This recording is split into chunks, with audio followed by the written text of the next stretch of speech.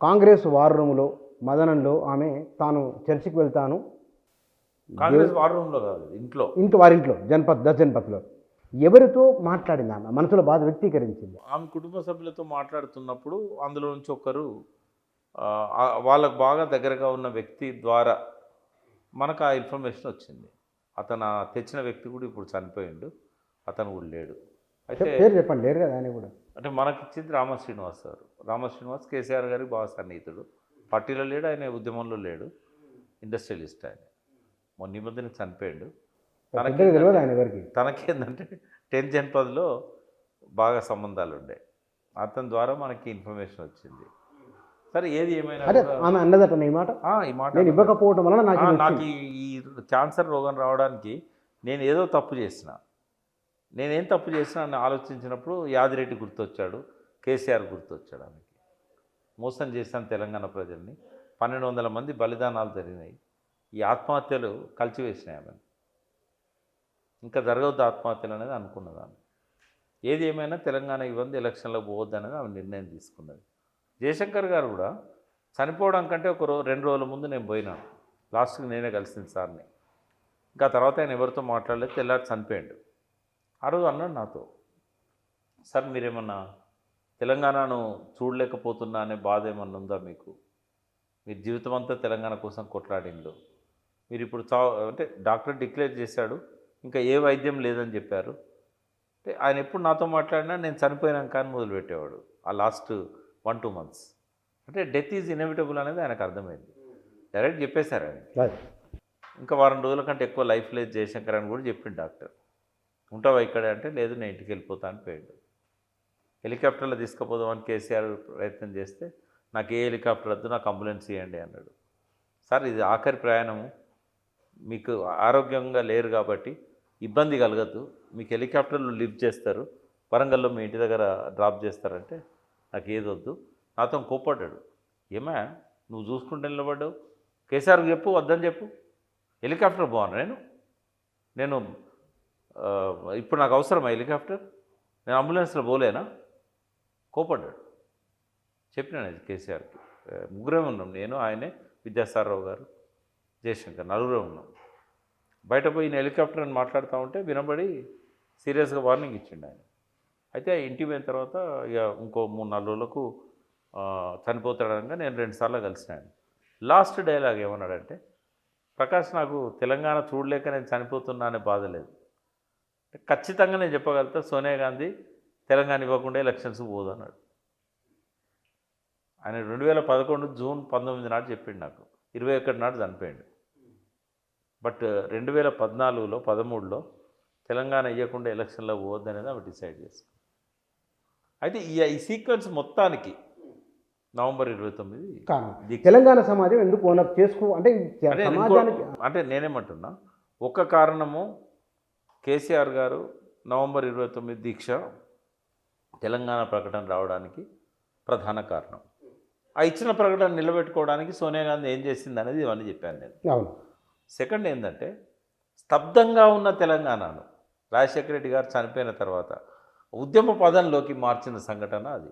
విద్యార్థులను కానీ మొత్తం సకల సబ్బండ వర్గాలు నవంబర్ 29 దీక్షా దివస్ అన్ని వర్గాల వాళ్ళు జరుపుకోవాలి, అన్ని పార్టీల వాళ్ళు జరుపుకోవాలి, మొత్తం తెలంగాణ యావత్ తెలంగాణ జరపాలి, అందరు సపోర్ట్ చేశారు.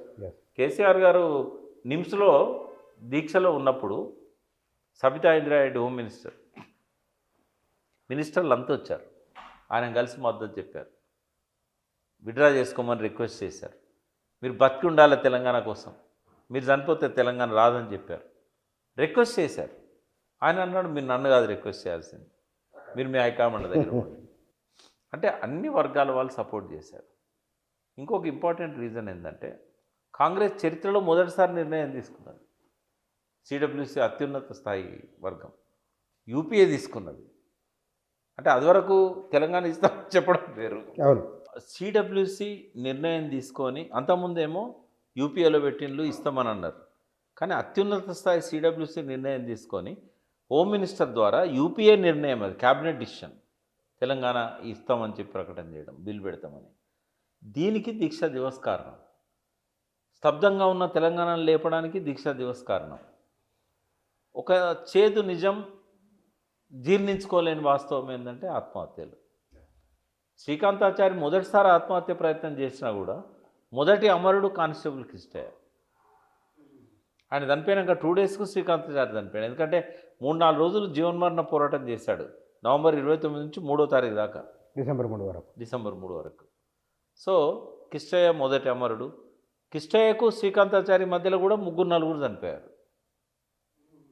తర్వాత డిసెంబర్ 9 నాటికి 12 మందో 15 మందో చనిపోయారు. ఒక్కొక్కరి పేరు నేను నా డైరీలో రాసుకున్నాను. అంటే ఇట్లా దీన్ని జ్వలింపజేయడానికి వాళ్ళు ఆత్మార్పణలు చేసుకున్నారు. ఈ జ్యోతి ఆరిపోవద్దు, తెలంగాణ జ్యోతి. ఏది ఏమున్నా దీక్షా దివసే దీనికి కారణం. ఇక లాస్ట్లో నేను ఒక మాట చెప్తా. దీక్షా దివస్ అనేది మొదలైంది అంటే ఆ రోజు దీక్ష మొదలైంది ఒక బాధాకరమైన పరిస్థితి. అంటే దీక్షను చేయనీయకపోవడం, అరెస్ట్ చేయడం, విద్యార్థులను హింసించడం, ఒక విధ్వంసాన్ని సృష్టించడం, శ్రీకాంతాచారి అందరి ముందు మంటల్లో కాలిపోవడం, ఇదంతా ఒక బాధాకరమైన పరిస్థితి. కానీ ప్రపంచంలో ఎప్పుడు ఇట్లాంటి సంఘటన రాలేదు. ఒక బాధాకరమైన పరిస్థితిని ఒక పండుగలాగా సెలబ్రేట్ చేసుకోవద్దా అంటే చేసుకోవాలి.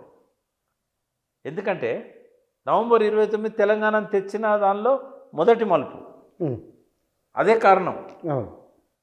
కానీ ఆ కారణమైన రోజు బాధాకరమైన రోజు, హింసాయుతంగా జరిగిన రోజు, విధ్వంసం జరిగిన రోజు, ఆత్మార్పణలు మొదలైన రోజు. కానీ ఇవాళ మాత్రం దీక్షా దివస్ను సెలబ్రేట్ చేసుకోవాల్సిందే. తెలంగాణ చరిత్రను మలుపు తిప్పింది కాబట్టి ఎవరికి ఉపయోగం? సరే, పార్టీ సెలబ్రేట్ చేసుకోవడం వల్ల ఇవాళ ప్రతిపక్షంలో ఉన్నది కాబట్టి ఆ పార్టీ క్యాడర్ని అంతా ఉత్తేజపరచడానికి మొదటిసారి టీఆర్ఎస్ 11 ఏళ్ళ తెలంగాణ చరిత్రలో, తెలంగాణ ఆవిర్భవించిన తర్వాత 11 ఏళ్ళ చరిత్రలో మొదటిసారి ప్రతిపక్షంలో ఉన్న రోజు నవంబర్ 29. ఎందుకంటే గత నవంబర్ 29 తెల్లారితే ఎలక్షన్ కాబట్టి అది పెద్దగా తెల్లారి పోలింగ్ కాబట్టి అంతటా కూడా నిషేధాజ్ఞలు ఉండే. ప్రతిపక్షంలో ఉండి మొదటిసారిగా నవంబర్ 29 ఆ పార్టీ తన క్యాడర్ను ఉత్తేజితులను చేసుకోవడానికి, తన చరిత్రను చెప్పుకోవడానికి, కేసీఆర్ చేసిన ఆ త్యాగ నిర్ణయాన్ని చెప్పుకోవడానికి అది వాళ్ళకు ఉపయోగపడుతుంది. బట్ ప్రజలందరికీ ఎందుకు అవసరం? అన్ని పార్టీలకు కానీ అందరికి కానీ. అంటే చరిత్రను మలుపు తిప్పిన ఈ రోజును నేటి తరానికి, రేపటి తరానికి చెప్పాల్సిన అవసరం ఉంది. ఎన్ని త్యాగాలతోని తెలంగాణ వచ్చిందో తెలియాల్సిన అవసరం ఉంది. నవంబర్ 29 దీక్షా దివస్ అంటే కేసీఆర్ను గుర్తుపెట్టుకోవడం ఒకటే కాదు, శ్రీకాంతాచారిని గుర్తుపెట్టుకోవాలి, కానిస్టేబుల్ కిష్టయ్యను గుర్తుపెట్టుకోవాలి, ఈ మధ్యకాలంలో జరిగిన 10 బలిదానాలను గుర్తుపెట్టుకోవాలి, చిదంబరం చేసిన ప్రకటన ఇంపార్టెన్స్ను గుర్తుపెట్టుకోవాలి, కాంగ్రెస్ చరిత్రలో జరిగిన పరిణామాలను గుర్తుపెట్టుకోవాలి. కాబట్టి అందుకే దీక్షా దివస్ అనేది చారిత్రాత్మకమైన రోజు, తెలంగాణ చరిత్రలో ఎప్పటికీ మిగిలిపోయే రోజు. ఇది ఒక విషాదకరమైన రోజుగా కాకుండా దీన్ని ఒక పండుగ వాతావరణంలో సెలబ్రేట్ చేసుకోవాల్సిన రోజు. ఒకవేళ అన్ని పార్టీలు టీఆర్ఎస్కే క్రెడిట్ ఇవ్వదలుచుకుంటే వాళ్ళు పార్టిసిపేట్ చేయొద్దు. కానీ వాళ్ళ మౌనం, వాళ్ళ నిర్లిప్తత, వాళ్ళు ఇప్పుడు ఎందులో పార్టిసిపేట్ చేయలేకపోవడం వల్ల ఈ క్రెడిట్ అంతా కూడా టీఆర్ఎస్ ఖజానాలోకి వస్తుంది.